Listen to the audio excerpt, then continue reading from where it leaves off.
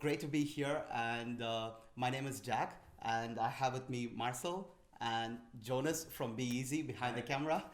Uh, great day today, isn't it? Yeah, the weather is really good, and it's Yeah. our first podcast and YouTube video ever. So we're really excited to do this, and yeah, we hope you will enjoy it. First of all, we will talk a bit about us, and then we will get into the topic. So my name is Marcel. I'm a travel photographer from Berlin. I started photography about 3 years ago. Traveled the world for 7 months and bought my first camera there. Afterwards, I quit my job, moved to Berlin, started working full time in a studio, and since 4 months I'm freelancing as a photographer here in Berlin, mostly travel, but I also do portraits. Jack, what about you? For me, I started photography again similar to you, like 2 years before or so. Was funny that I started only taking pictures of the places where I travel, and in a point that to show to my friends where I've been and what I've been doing. And interestingly, over time, I started gaining more interest about photography. The basic and story, right? Exactly, and get more interest and started practicing a lot of techniques. And right now, I'm happy to say that travel photography is something which drives me, and also the street photography, which is super interesting and very different from travel photography. So this is a bit of a story about me as well.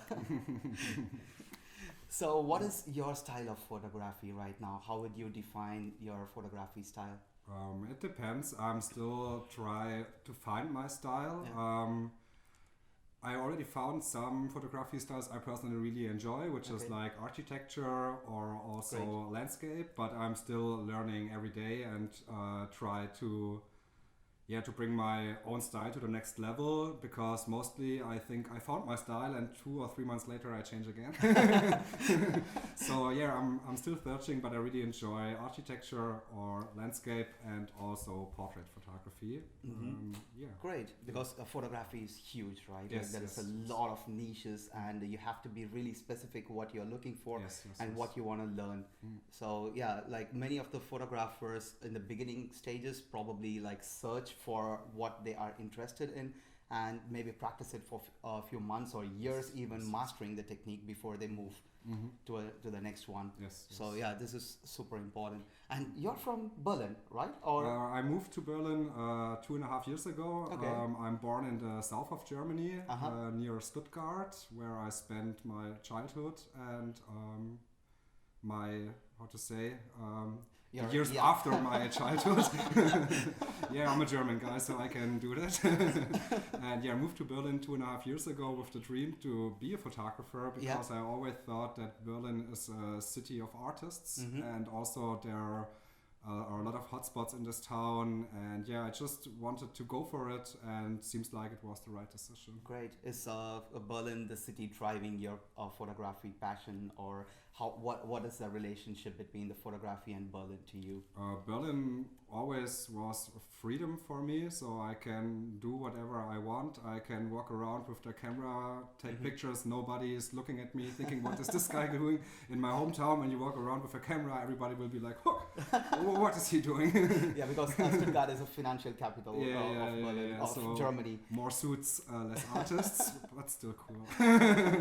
Great. All right. And yeah, also what's nice in Berlin is there are like tons of hotspots, so Yeah. you never run out of shots. So there's always something you can shoot here. I'm here now for 2.5 years, and I have maybe finished 20% of my list. Yeah. So Probably. there is really a lot you can do here. And also, since I've been living here for 3 years now, and I'm always surprised, like how many new spots come up, Yes, yes, and how yes, much yes. you have not explored in the city. Yes, yes, yes. Because every single time you look into the internet or you look into a new spot, which you pass by every single day, and when you stop and look in it as a photography view, then it becomes super interesting, a new perspective that you have never seen before. Yes. Yeah. So it's really fascinating for me. Like 3 years, I'm in the same boat as you, like 20% or 25% of the place covered, and still the list is endless. Yes, yes, yes.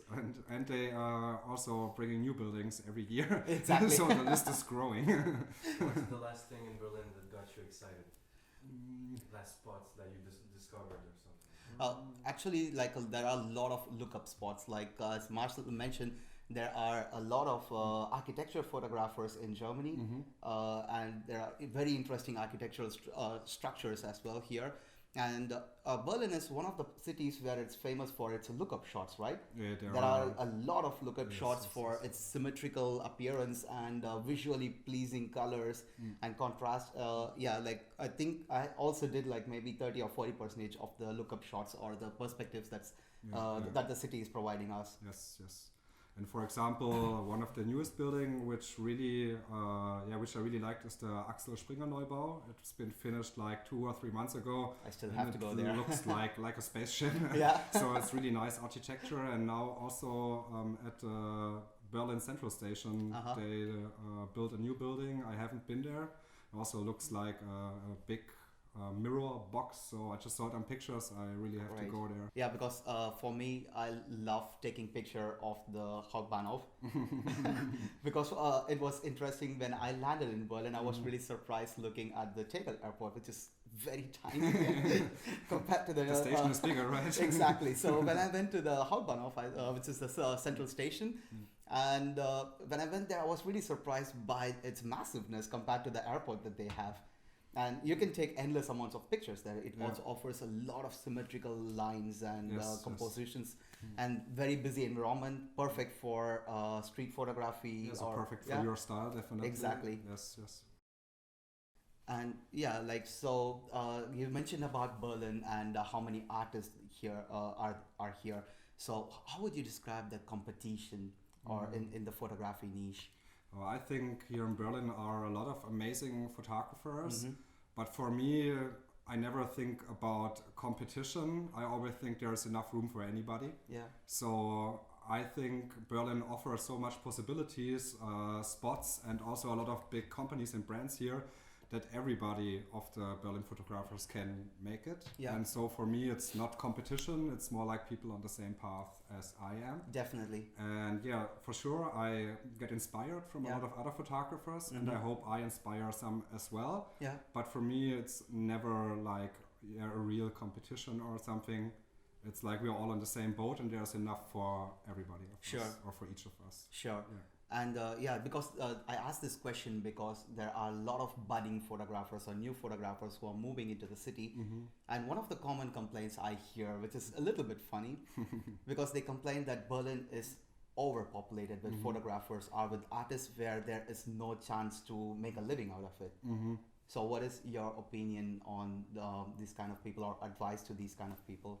Change your mindset and then go for it. So when you think there is no possibility for you, then there is nothing. I totally agree. But when you come here and you think you can make it, then you will make it. Exactly. So I really think it's all about the mindset. And when you come here and you think it's not possible, then before you start, change your mindset. And when you are in a point where you think you can make it, go for it, and it will work 100%. Definitely, because like the people who wanted to say a reason that it's overcrowded, for someone who is coming from a very populated country like India, since I come from India and then grew up there, so I see the competition over there is huge, multiple times compared to the cities over here. But still, like all the talented people, of course, come up every single day when they are striving hard on what they really like and continuously practicing it and hard working on it. I'm sure they are getting success over the years. Yeah, for sure. Yeah, definitely. Yes, yes. Yeah, I think a lot of people just look for excuses to get started, but they should just change their mindset and get started, because everybody can do it. Exactly. It's just about what you believe about yourself and the things you do. Exactly. So because also in the beginning of the years, every single photographer spend months or years trying to explore. As you also mentioned that even with your years of experience, you are still trying to figure out your passion or which kind of niche you want to settle down in photography. So it's never-ending process, or it's a long-term process to be fair. So in the beginning, I always also tell some of the people who wanted to get into photography, just get started, experiment different things, and then you will find a passion for something. Yes, you will find it on the way, I guess. So you can't get started and already know what you want. You have to do some mistakes to see what you don't like, and you have also to do some nice shots or have to have good experience, and you see, okay, this is what I like. Yeah. And there's no way around it. So just go out there and try everything, and then hopefully one day you will find it.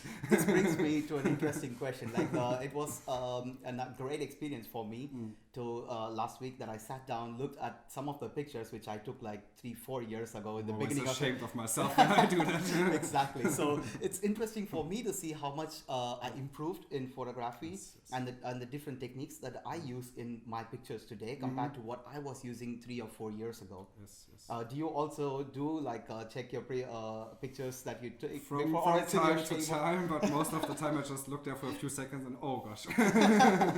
But sometimes it's also nice to see how you developed your own style and also to see that the pictures look better now and that you improved somehow, and this always pushes me to go further because when you can learn so much in half a year to a year, what can you learn when you do it for 2 or 3 years? Exactly. So I always think practice is the most important. Yeah, true. Yeah. But it's also something which is fun for me to take an old picture and start editing to see if I can get something better out of it, you know, like because it's not only the photography technique you learn over the years, but also how you present with your editing technique or your cropping factor, because it plays a very important role. Yeah, some of the places you might have shot it in horizontal and in vertical format, but it only makes sense if you crop it in horizontal format or the other way around.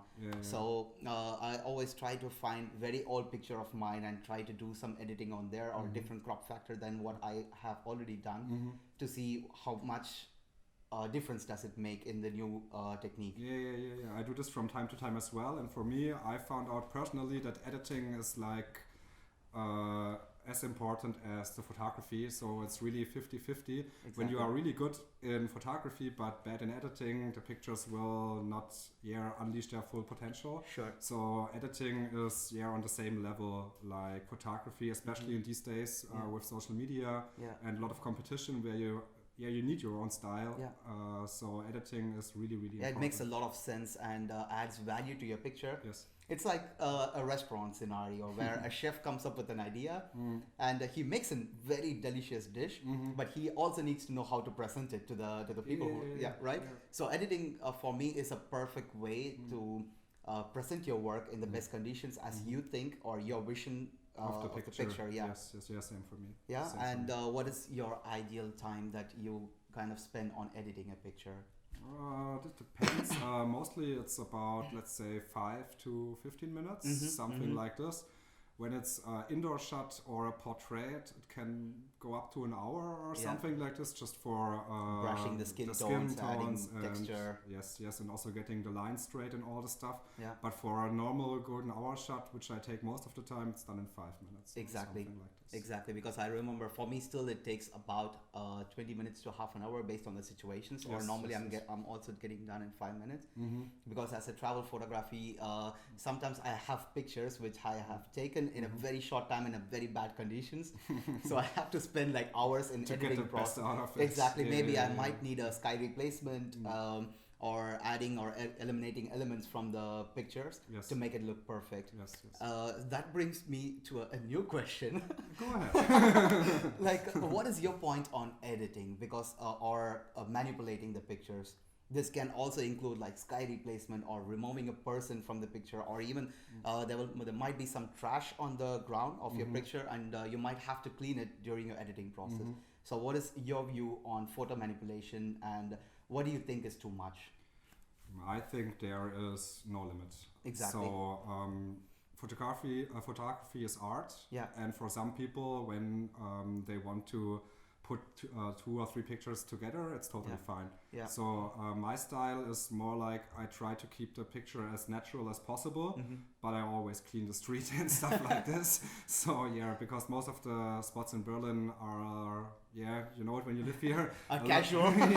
A lot of cigarettes, white filters powders on the bottom and everything. It's just distracting from the picture. So I clean really everything in the pic.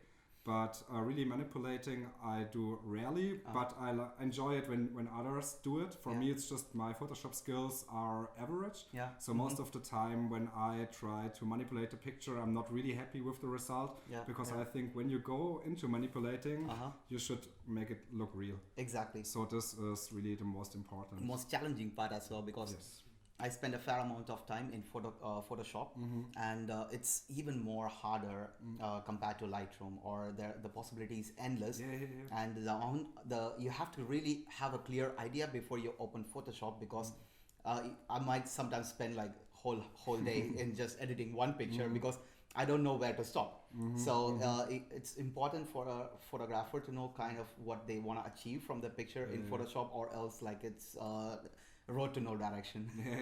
Yeah. Also in Lightroom you have like all the sliders and all the functions on the right side, so it's really easy to play around and see what it is. But in Photoshop you really have to go through the menus, and you have to know what you're looking for, or it will not work. Exactly. So I think Lightroom is easier, but Photoshop has more potential. Exactly. Yeah. Because the reason why I asked about photo manipulation is this is exactly the same answer I would expect to get when I ask an experienced photographer, because any photographer will have to change something in the picture in order to before they present. It depends how much they change, of course, but as a common visual is that photographers, when they take the picture, it's already looking perfect, but it's normally never the case. You have to change something in order to present it in a better way. For me, since I'm in a travel photography niche, sometimes as I told you, like I might be in a location where it's terribly bad light condition, or the photo looks overexposed, or the cloud is really blown out or something like that. So I change the clouds, or add some elements, or remove some elements, which can happen. It's a natural element for me, and it's very important to present it in the best condition where I feel in my mind, or have a visual of that picture. And I totally think it's okay to change certain things, because it can happen. It's a natural element. There might be the cloud, there might not be the cloud. You can visit the spots like 20 times. Exactly. When it's, for example, it's a place during your travel, you can come back there 20 times. So Exactly. you have to go there once, get the shots, and then get the most out of it. And when the conditions are bad, then it's time for editing. Exactly. So it's the same what I do. But mostly we've been lucky with the conditions. But for example, our last trip to Bavaria, where we've been to Burg Els, it was just super harsh the light, and everything was burned out. So this is something I would definitely edit, because I cannot go there again tomorrow easily. So this is definitely a case for editing.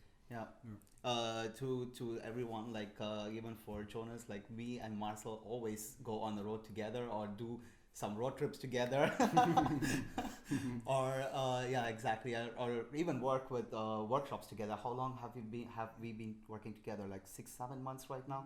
I think 7 months plus, maybe even 8. Doing workshops together. Yes, workshops together, and also had a few paid jobs together. Exactly. Travel jobs for hotels and everything. Exactly. And the interesting point is that when we are doing a collaboration or on the road, we normally don't have the time to discuss all these things. Probably we are just rushing to the next spot to finish our checklist of requirements that is required for the campaign or for the workshop. So this is really interesting to kind of sit down, pick each other's brain about photography and stuff. Question. You guys seem to be pushing each other to be better. Would you recommend someone that's just starting to find like a photo buddy, someone you can go out with and shoot?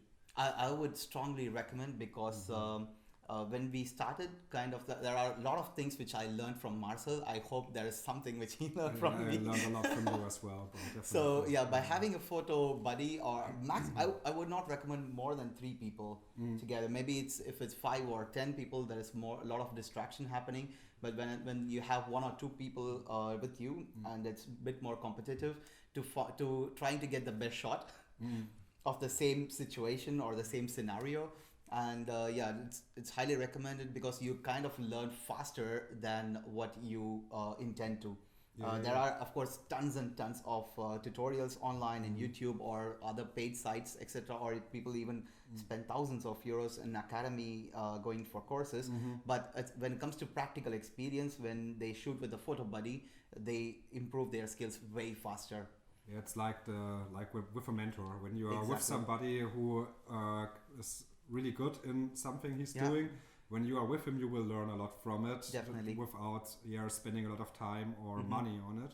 I would also recommend always shooting with other photographers, but as you told, not too much, because you can see which settings are they using, which Exactly. angles are they using. You can ask questions, say how did you get that shot so nice, Yeah, and you yeah. will get an answer immediately, and you can use this knowledge for yourself. Mhm. And I think shooting with others can really set you ahead of the game, and you can save a few years self-learning just by yeah. shooting with other photographers you enjoy and you like. Uh-huh. Yeah. I still remember the first time when I went with Marcel for an architectural shoot.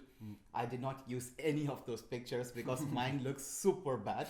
I had to really learn what are the elements I need to avoid or I need to look for, especially in terms of architectural shooting. Perspectives is very important. Like the way you look at the lines and what are the elements you need to add and what to avoid is very vital compared to taking another like a travel scene or a landscape and place. For architecture, it's mostly about the lines, so it's really important that everything is like straight and symmetrical and all this stuff. And as you told before, there the angle is the most important. Exactly. Because when the camera is like just tilted a bit, then everything will look weird and warped, and the lines will not be straight anymore. Yeah. And then you can probably edit 2 hours or just take the shot again. Trust me, on the first shoot, I thought like, okay, maybe I got a bad shot, but I'm good in editing, so I can fix it. But I spent an hour or something, and still I missed all the vital elements from the picture, so that I did not use it at all. So it is very important, especially in the architectural picture. That's why I decided that, okay, I will never go in that way because I know I suck at it. I might have to spend like few months again to master or at least get to a decent level. But I think I can take slightly better picture compared to what we did on our first shoot together. Definitely. And your street shots are amazing. Thank so you. I think this is like more your Yeah, passion. more my forte. You also have an eye for when the moment is happening. I'm mostly too slow. That's why I enjoy architecture. It doesn't move. But every photographer has like his fields or his passion which he prefers to shoot. This also leads me to another question, like where do you find or where do you learn photography, or what are the places that you keep you have as a list to learn keep you updated? And the best thing is definitely YouTube. So I learned most of my skills from YouTube or just Googling it. Lately I'm also using Skillshare. They provide a lot of online tutorials and workshops where you can learn a lot, mostly from other creators, also from Instagram. And the other half I learned, I would say, from meeting other photographers like you. Also going to photography events, photography walks, and also by get inspired from others and see what they produce and then try to recreate it in my own way. So this really helped me. That is important, like not to take the exact same thing, but try to find a way to personalize the same situation for yourself. You can take the same picture in the beginning just to see or to understand how it's working, but you should then always try to make your own shot and not just copy, because this will never be successful. Exactly. Other people will recognize it really fast. And especially these days with Instagram, you have to be really careful with your name or with your brand. So once it gets around, you're just copying, then you really got a problem. So what are the things that you're currently learning in it can be a software or a technique? So what are you learning right now? Right now I'm still trying to improve my editing. So I think I really learned a lot the last half year, also from you or from the internet, but I still try to edit at least 2 to 3 hours a day just to practice and get better with the toning. And also the more you edit, the more you see in the picture, so your eyes get used to a lot of details which you normally oversee. So this is definitely something I'm trying, and I'm also trying to get into video. But I'm telling this since 2 months or something, I guess. So I look a lot of tutorials about video and also read a lot about it, but I should get started in the next time. There was a huge hurdle for me as when you are trained as a photographer for years, you kind of get used to perfectionism, and you know what should be there, what shouldn't be there, and is it perfect? But in video, every single frame is a picture. And for me, it was really hard to get into it because I was never happy with any of the videos I took because I see the same perfection level that I used to achieve in the images, and comparing that to a video was not fair. So in the end, like, of course, after struggling a lot with me, finally, like, it's launched a YouTube video channel, and just trying to do as many videos as I can during my free time. But yeah, it is a lot different than taking pictures. Yeah, also the post-processing is a lot different. Exactly. So I don't know, for pictures you pick your favorite picture and edit it, but for video you have to go through hundreds of clips, get the best few seconds out of each one, cut them together, and it's way more work to finish the product than photography. I felt like when I started editing the first video, and with the Premiere Pro, I felt like a 2-year-old kid with a 10-year-old math problem or something. Didn't understand a clue. Had to spend again like hours learning just the techniques and the stuff that the software provides. So it's also a huge thing. Yeah, definitely. I'm also currently learning making videos and trying to get slightly better at it.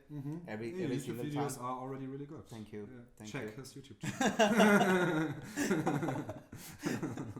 So yeah, like, and you are right now, would you call yourself an influencer right now? I don't like that word. Yeah. I don't know. Most of the people I met who called themselves influencer, I never could connect to them really good. Yeah. So I try to avoid to saying avoid them or I avoid to telling that I'm an influencer, because at the end I just do what I love, and people enjoyed it, but I don't try to sell them something all the time or we are working with a few brands, but most of the brands are brands, or all the brands are brands I personally like and enjoy, and I can identify myself with it.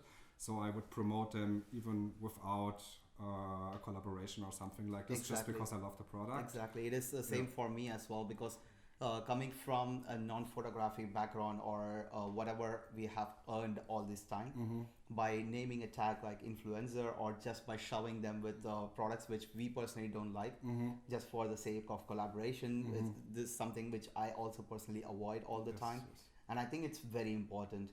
And the influencer term is kind of a bit overrated, I would say.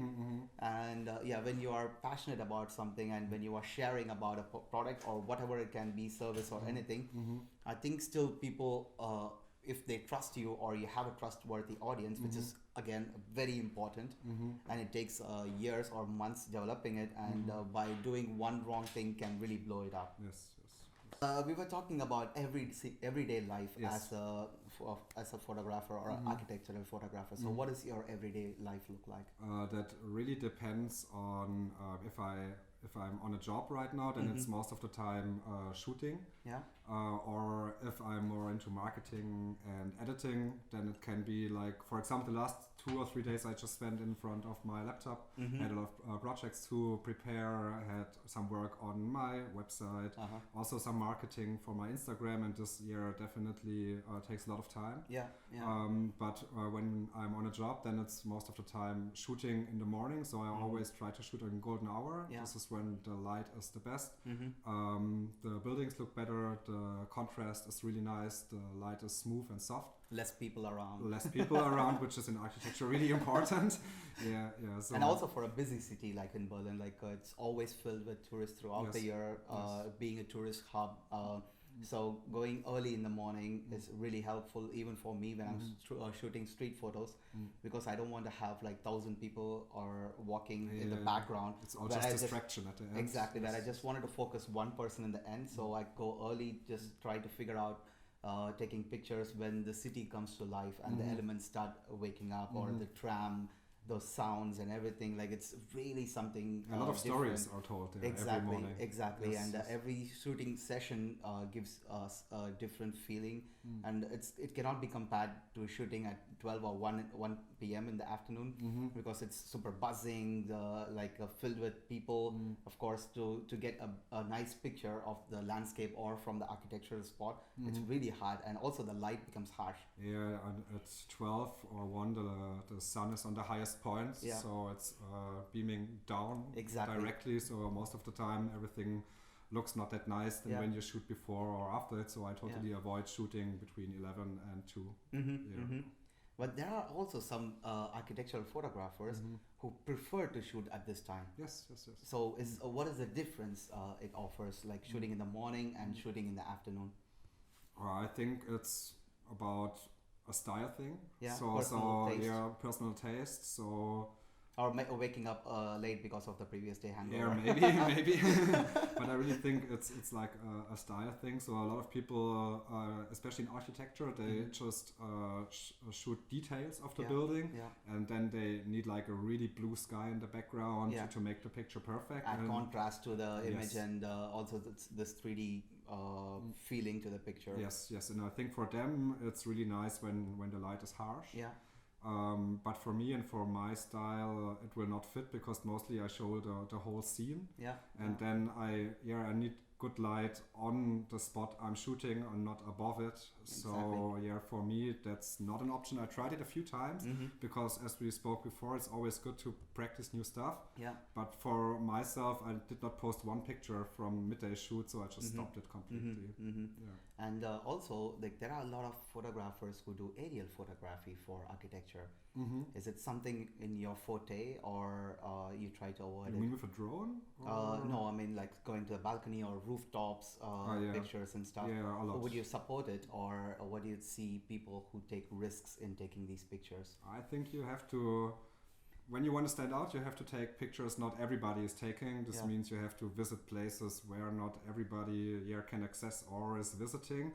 And I think as long as you don't destroy anything or yourself. or hurt somebody or something like this, it's totally okay. Yeah. Especially in Berlin, there are a lot of public balconies where you can go, especially in my area, Kreuzberg, are tons of them. You showed me a few. Yeah. And I'm visiting, I love to visit them because it offers a unique angle on the city, and also a lot of different views or frames you can choose from a higher point and when you are on bottom level. Exactly, because this was one of the most favorite thing I did when I moved to Berlin, going to different roofs or balconies and trying to find the same angle in a different perspective. To understand or capture the picture to stand out from the crowd, but also there are people who take a lot of risk to take these pictures, which I also tell people like, okay, try to stay in safe limits. If it's a private balcony place where you can really stand and have your tripod in place, then it's nice to do those shoots, not like really breaking into something or just jumping over the roof or those things. I also try to tell people to avoid, but this is kind of something which is trending these days. Right?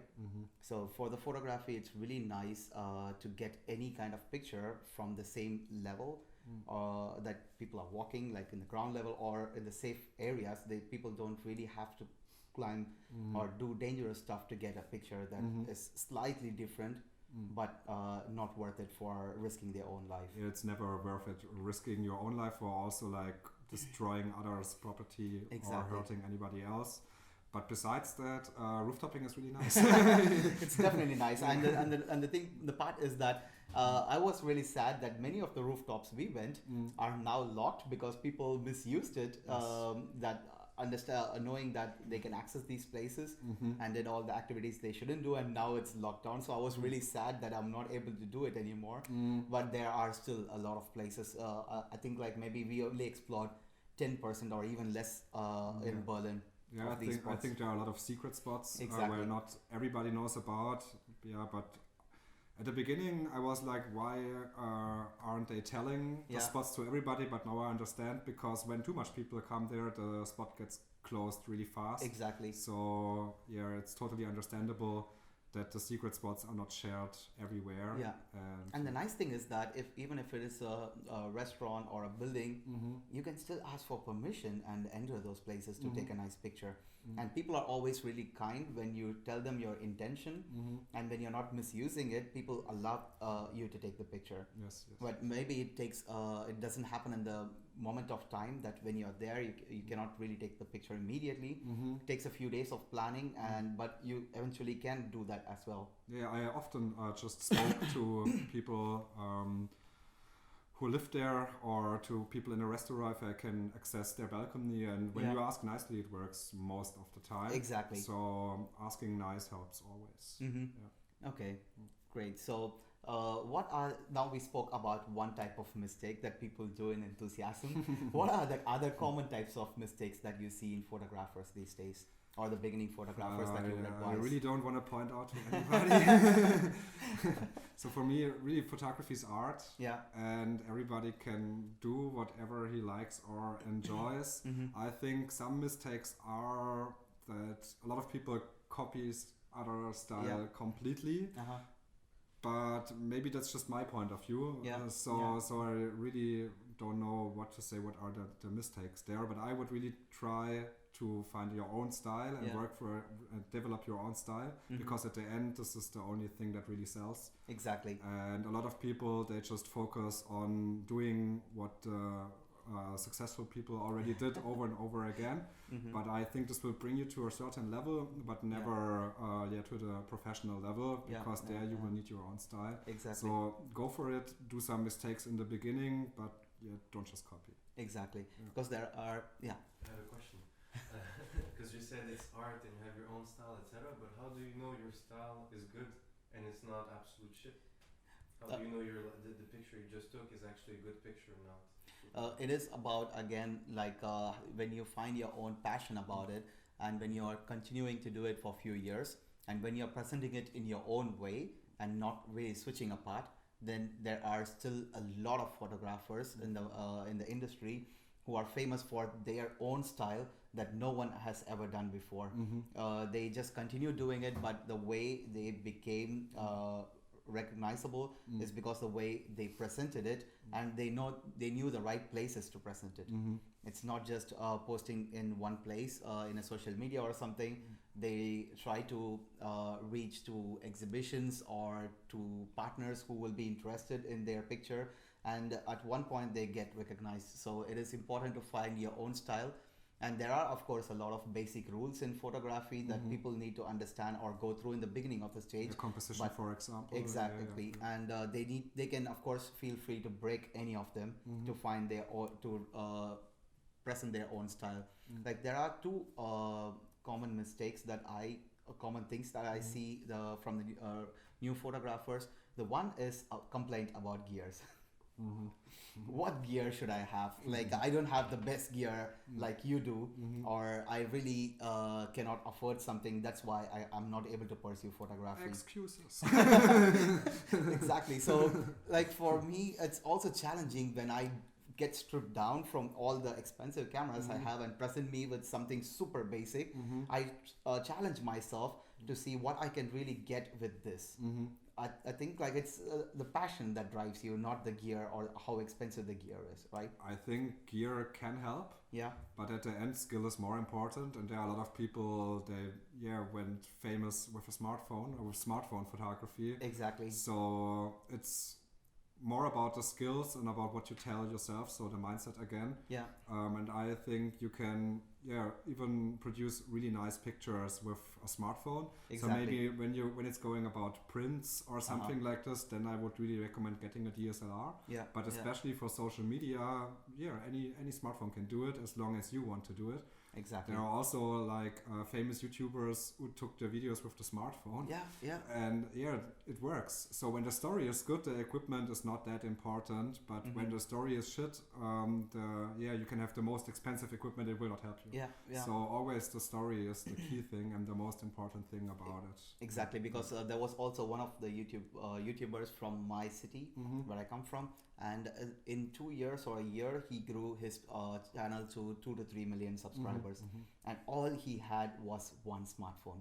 It's important what kind of content you put, but not what kind of gear you use behind. When your concept and the content that you are providing is valuable, people don't see with which gear you really took the content. So the second most common thing I see is when I ask a person who want to be a photographer, what do you want to be as a photographer? They really struggle in telling like, okay, I want to be a nature photographer or a landscape photographer or a wildlife photographer. It's hard for them to identify what kind of photographer they want to be. They kind of know is like, okay, you're a nice photographer, or I want to be a nice photographer like you. But they also don't know how to identify what kind of niche they want or the other person is in, to find as an inspiration to move on. You know, for those people, I ask them to give them an advice like, okay, shoot whichever you want to, but then over time you find your own passion, and you will kind of fit into a shorter place that becomes your niche. Try and error is the best there. Exactly. Just try everything, every different niche of photography, and once will work really good from the beginning, and once will never work. And this will tell you a bit in which direction you should move. So, for example, for me, I really love wildlife photography, but I cannot wait like 8 hours in the bush waiting for one shot, so I skipped that. I used to do that. Like I love bird photography. In the beginning, I thought like, okay, I will become a bird photographer. So I used to wait in the beach or something for 3 to 4 hours, holding my long lens, which weighs like 2 or 3 kilos, holding it all the time to get that one perfect shot. And like that used to be fun, but I kind of realized that my career or my life is moving in a different way, that I cannot always be on the road at that point. So I had to really take a turn. So I found something which is interesting me in same photography, but I tried and experimented different things. I got into macro photography, then I got into travel photography, of course, and the street photography, then which I found it as my favorite thing. So it always takes a long route to find what's interesting for you and what you want to continue doing. And there's no way to avoid it. So, exactly. So every photographer went through the steps. Yeah. And I think for the most of the people who are on the point or at this point in their life right now, they just should try everything. And don't try to be perfect from the beginning. It's normal to make mistakes. That's everybody who's successful did a lot of mistakes in the same niche before. Exactly. So it's all about just trying and doing it. Exactly. Yeah. So you said like in the beginning, gear can help you in some sense. Yeah, for sure. To get a better picture. For sure. So what is your favorite lens at the moment? Oh, it's really hard to say. I would say I have two favorite lenses. Yeah. So I really love wide angle shots. So especially for architecture or for lookup photography, it's amazing. So the EF 11 to 24 f4. That's huge. I really. You have it as well. Yeah, it's an amazing lens, and it can cover nearly everything. It's like 100 degrees in both sides. Yeah. And also, I really love telephoto photography. So the 70 to 200 mm f2.8 is my other favorite lens. So these tools I bring nearly everywhere I go because they allow to capture unique angles or unique frames which you cannot see with the normal eye immediately. And this helps to stand out and also to create pictures. They are different than from people visit the same spot. Exactly. And for street photography, like the telephoto lens is something which is really interesting. Yes. Like the amount of compression it offers to capture your subject in a unique way. It is really interesting. Like as you said, like you carry the 70 to 200, which is an amazing lens, f2.8, right? Yeah, I love it. Yeah, so it's a great lens for me. I challenge myself by carrying 150-600, which is a bird photography lens. But since I'm not doing any bird photography anymore, or very less, so I try to use that lens in a very challenging environment, street photography, which normally not many people use. Exactly. This is where it's more challenging for me to use that massive lens in a place where it's not supposed to be there. Yeah, but this exactly with something like this, you get unique pictures. Exactly. Yeah, because I know nobody who's runs around with a 500 mm except you. But you can handle it, and your pics with it are really nice. So this is a way for you to stand out easily. Yeah, I have taken some good pictures with those lenses, which I'm really proud of. At least to prove a point that all the time carrying that. There is some use for it. Exactly. Okay. So and as like a travel photographer or in that niche, what are the cities that is really interesting for you? Berlin, Yeah. definitely. You don't have to travel here to get. I can just go to Berlin every day I like to, and also each each district in Berlin has his own style, his own architecture. So there are a lot of the different cultural vibe in it in different districts are super unique. Yes, and also a lot of amazing architects like Frank Gehry put some buildings here in Berlin which you can visit. So there's a lot of really architecture, I would say. I have no idea who this guy is, but I trust you. He's a famous architect, and for example, the DZ Bank building is designed from him. Oh, awesome. Okay, Alex, the DZ Bank in the Brandenburger Tor. Yes.